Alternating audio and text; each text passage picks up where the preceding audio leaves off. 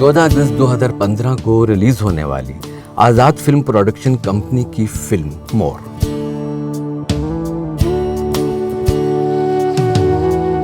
इस फिल्म में यो valley railway के लुटने के तमाम तर मुहरकात का इस कदर बखूबी अहाता किया गया है कि फिल्म रिलीज होने के बाद बदउनवानी की ये कहानी आजकल ज़बान ज़द-ए-आम है। सौदा हो चुका है, बयाना मिल चुका है। फिल्म मोर की बादगश्त के नतीजे में अब जन्म लिया है एक दस्तावेजी फिल्म ने।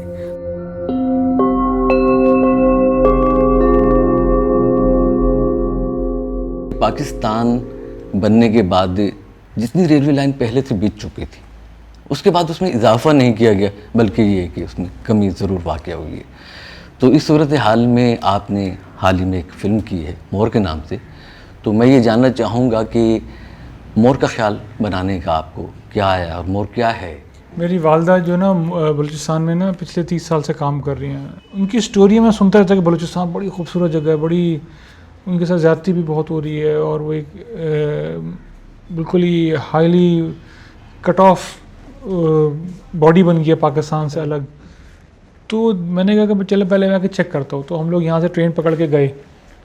वो ट्रेन पकड़ के जाने में ही हमारा हशर नशर हो गया, क्योंकि 11-12 घंटे की शायद ट्रेन की राइड है। वो वाकई में फिर समझ में आया कि जब वो 11 घंटे की जो ट्रेन की राइड थी वो 50 घंटे जब हो गई, मतलब ट्रेन की लाइटें नहीं, खिड़कियाँ नहीं, दरवाजे नहीं, ऑयल नहीं, पेट्रोल नहीं, डीजल नहीं, मतलब इतनी दफ़ा ट्रेन रुकी और जिस तरह हम उतरे हैं हम वो काले कलूटे होके मिट्टी से भरे हुए, तो तब समझ में आया कि भाई ये तो कुछ ज़्यादा ही हो गया। तो फिर जब मैं जोब तक गया, वाकई में वो ट्रेन की पटरियाँ गायब हैं बोस्तान के बाद से, और शीला बाग हम चमन भी गए। इट वॉज़ वेरी इंटरेस्टिंग कि चमन तक हम जा गए और वहाँ तक जाके देखा कि कितना लूट मार है कि एक स्टेशन मास्टर जो बहुत बड़ी चीज़ होता है, वो बच्चे उसके ऐसे ही पड़े हुए हैं, शहर ख़त्म पड़े हुए हैं। तो दैट वाज सैड। शुमाली बलूचिस्तान की खूबसूरत वादी योब के पहाड़ों के दामन में 294 किलोमीटर तवील रेलवे लाइन की ये कहानी 96 सालों पे मुहित है। इसे बरसगीर की सबसे बड़ी नैरो गेज रेलवे लाइन होने का एहसास हासिल रहा।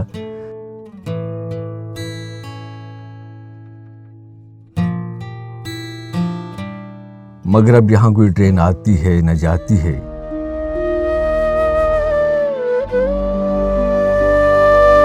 इस रेलवे लाइन पे कायम 12 रेलवे स्टेशंस और रेलवे लाइन वक्त, मौसम और माशरती बेहिसी का शिकार हो चुके हैं। ये सब कब, कैसे और क्यों हुआ? मार्च 1890 में engineer in chief colonel B Scott ने इसका सर्वे किया था। इसकी कहानी बहुत पुरानी है और इस रेलवे ट्रैक को जो था बोस्तान से लेके मौजूदा खैबर पख्तूनख्वा का जो शहर है बन्नू, वहाँ तक जाना था। लेकिन बाद में वो दूसरी जंग अज़ीम छिड़ने के बाद इस मंसूबे को बोस्तान से योब तक रोक दिया गया। 1914 में बोस्तान से बाकायदा काम का आगाज हुआ और मरहलावार ये लाइन पहले खनाई तक बिछाई गई।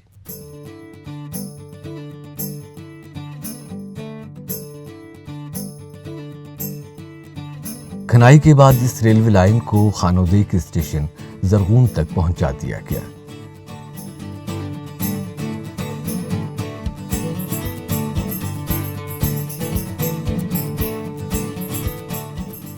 जरगून के बाद कान में तरदे की बारी आई।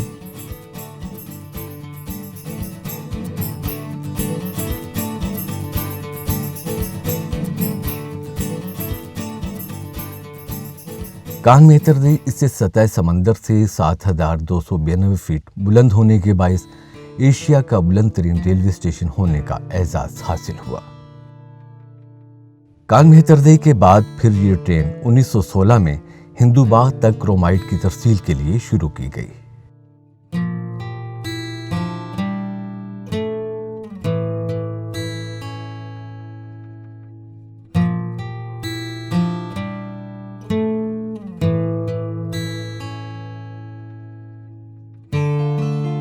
उन्नीस 1921 में इस लाइन पर पैसेंजर ट्रेन भी चलाई जाने लगी और 1927 में इस लाइन को हिंदू बाग यानी मौजूदा मुस्लिम बाग से नसई और फिर किला सैफुल्लाह तक बढ़ा दिया गया।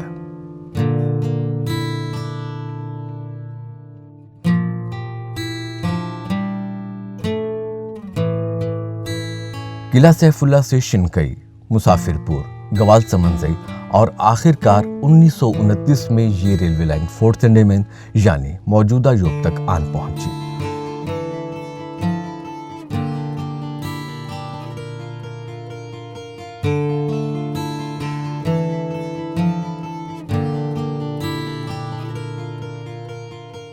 ये रेलवे लाइन अंग्रेज़ों ने जो बिछाई थी उस दौर में रसद और कुमक के लिए बिछाई गई थी।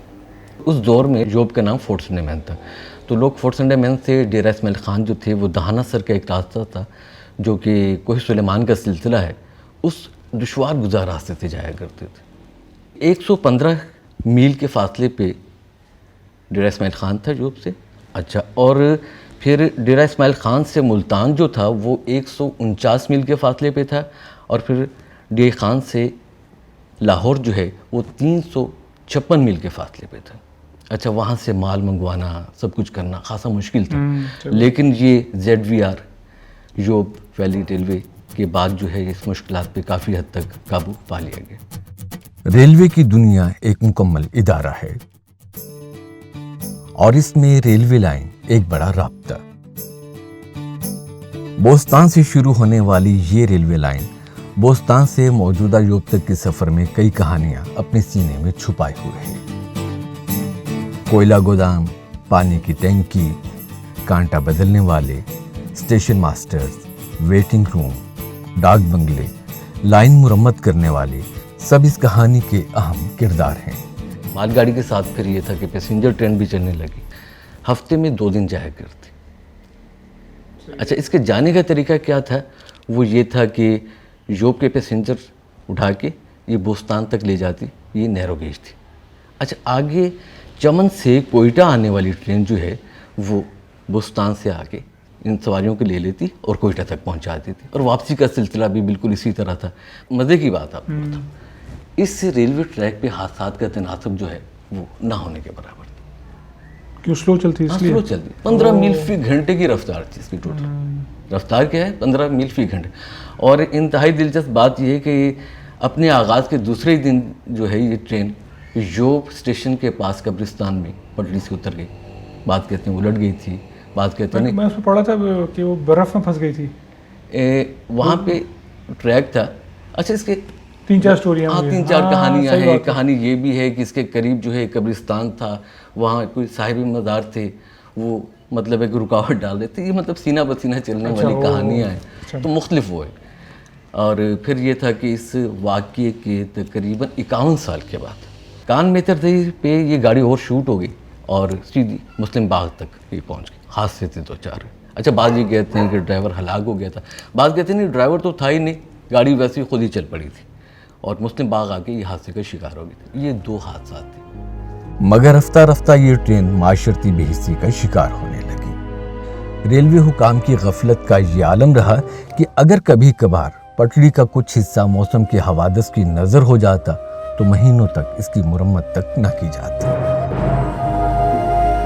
माशरती बेहिस्सी की दीमक ने रेलवे के निज़ाम को चाट कर बिल्कुल खोखला कर डाला। सितम बालाए सितम कि हुकूमती सतह पर भी इसे संभाला देने की कोई संजीदा कोशिश नहीं की गई। और आखिरकार 1985 में बोस्तान से योब तक चलने वाली इस रेलगाड़ी की सांसें इस हद तक उखड़ी कि इसे बोस्तान से मुस्लिम बाग तक महदूद कर दिया गया।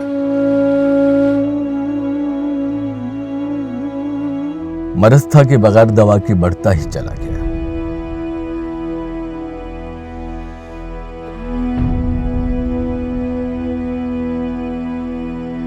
एक साल के दौरान किस्सा गम यहां तक आन पहुंचा, नब्जों पे जिसने हाथ रखा कह दिया कि बस। और फिर यूं 1986 में इस ट्रेन की आमदोरफ्त का ये किस्सा तमाम हुआ। ट्रेन बंद होने के बाद लूट खसूट का वो बाजार जो पहले से गर्म था, उसमें वो तेजी आई कि खुदा की पनाह। माशरती बेहिस्सी और हवस का ये आलम रहा कि इस कौमी असासे को लूटने में किसी ने कोई कसर बाकी उठा न रखी। इसे माले गनीमत समझकर लूटा गया। हवस परस्तों ने इस बहती गंगा में न सिर्फ हाथ धोए बल्कि डुबकियां तक लगा डाली। हस्बे तौफीक जिसके हाथ जो लगा वो इसे अपना जायज हक समझकर यहाँ से ले जाता रहा। किसी ने पटरियां उखाड़कर इन्हें घर की तामीर में बतौर गार्डर इस्तेमाल किया, तो कोई इन्हें कबाड़ में फरोख्त करता रहा, तो किसी ने यहाँ से खिड़कियां, दरवाजे और रोशनदान नोच कर अपने घर की दीवारों में चुनवा डाले, और किसी ने तो अपने दौरे हुकूमत में गुंडों में घिरी इस फौलादी रजिया का हाथ थामकर इसे गार्डरों की सूरत ढालना चाहा।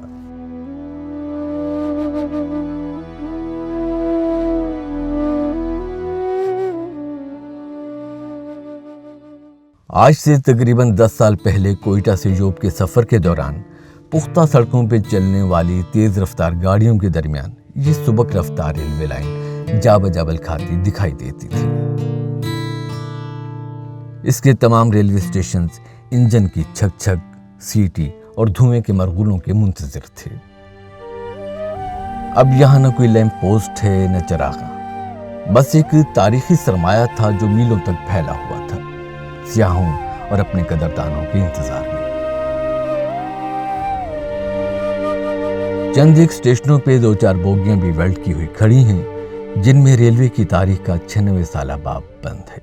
अच्छा इलियास साहब, मैं एक चीज़ बड़ी इंटरेस्टिंग थी कि जो कि असल कॉन्फ्लिक्ट है, और जिसको मैं कहूँगा कॉन्फ्लिक्ट ऑफ इंटरेस्ट कह लें। जब मैं गया रेखी की देखा वेखा तो एंड में तो एक ही चीज़ निकल के आई कि जो कि माँ थी बच्चे की, वही बच्चे का गला घोंट रही थी कि ये जो गवर्नमेंट बिलोर साहब का तो डायरेक्टली इन्वॉल्वमेंट है trucks and buses and routes and transportation में। ज़्यादातर लोग ये कहते हैं कि जान के रेलवेज़ को चोक किया गया ताकि वो बिज़नेस प्रॉफिट में आए। अब ये बड़ी ख़तरनाक बात है। जामी साहब, ऐसी है कि लोग कहते हैं कि उन्होंने इसलिए रेलवे के निज़ाम को फेल करने की कोशिश की ताकि ट्रांसपोर्टों की उनकी हमायत हासिल रहे। मुझे याद है कि 3 अप्रैल 2005 को उसी दौर में मुशर्रफ साहब सदर पाकिस्तान थे, ये जोबाई, उन्होंने वहाँ पे अपने जलसे में वहाँ की आवाम को ये मुजदा सुनाया कि हम क्या करने वाले आपके लिए। हम जो है ये रेलवे नैरो गेज जो बोस्तान से लेके जोब तक थी, जो अब नहीं चल रही, हम इस तरह करेंगे कि इसे उखाड़ के इसकी जगह पे ब्रॉड गेज रेलवे लाइन आपको बिछा के देंगे। अब लोगों की कुछ समझ में आया, कुछ नहीं आया, कुछ तो खुश हो गए, लेकिन हकीकत में ये है कि मुझे कतई खुशी नहीं हुई। मैं ये चाहता था कि इस रेलवे लाइन को बहाल करें, छोटी को, एक तारीखी रेलवे लाइन है। देखिए, इस पर एक स्टेशन ऐसा है जो एशिया का बुलंद तरीन रेलवे स्टेशन है। दूसरी बात ये है कि ये बरसगीर की सबसे तवील रेलवे लाइन है। तो 2 ऐसी बातें हैं, बिल्कुल सही बात है। आप इसे, जी हाँ बिल्कुल, तारीखी रेलवे लाइन है, असासा है, आप इस असासे को दोबारा से फंक्शनल करें, इसे आप बहाल करें, इस पे छोटी रेलवे लाइन दोबारा चलाएं। हाँ, आपको मौजूदा आगे तरक्की करनी है, ब्रॉड गेज इसके मतवाजी बिछा दें, ठीक है ना, तो उसको वहीं छोड़ दें, उसको छोड़ दें, टूरिज्म को फ़रोग़ दें। बिल्कुल सही कहा। बेसिकली नया ताजमहल बनाते हैं, पहले उसको गिराएं, हाँ, अब एक नया ताजमहल बनाते हैं। हाँ बिल्कुल, मेरे नज़दीक तो ऐसे ही था जिस तरह मतलब ये शाही किला है ना, अगर कोई मुझसे ये कहे कि भाई हुकूमत कहे कि भाई हम शाही किले को मिस्मार करके इस पर आलीशान किस्म का हम एक प्लाजा तामीर करने वाले हैं, तो कौन खुश होगा यार। बाहर कैफ उनका ये मंसूबा भी हुकूमती वादों और इरादों में पाए जाने वाले तजाद के बायस अधूरा ही रहा, और इस मंसूबे के अधूरेपन के नतीजे में यहाँ जदीद तर्ज का रेलवे ट्रैक तो ना बिछ सका। हाँ, मगर आवाम से किए गए वादे के ऐन मुताबिक इस मंसूबे के पहले हिस्से को पाया तकमील तक पहुँचाने में कोई कसर बाकी उठा ना रखी। इस तारीखी वर्षे को सियासी खुशनुदी हासिल करने के लिए महज 300 मिलियन की हकी रकम के एवज यानी औने पौने दामों फरोख्त कर दिया गया, ताकि ना रहे बांस और ना बजे बांसुरी। रेलवे लाइन पर चलने वाले 6 रेलवे इंजन जो अपने मुसाफिरों और कदरदानों की राह में आंखें बिछाए सीटी की आवाज़ सुनकर फिर से जी उठने के मतमन्नी थे, उनकी हनूशुदा लाशों को मुल्क के चंद बड़े शहरों के चौराहों पर सजाकर इन्हें निशाने इबरत बना दिया गया।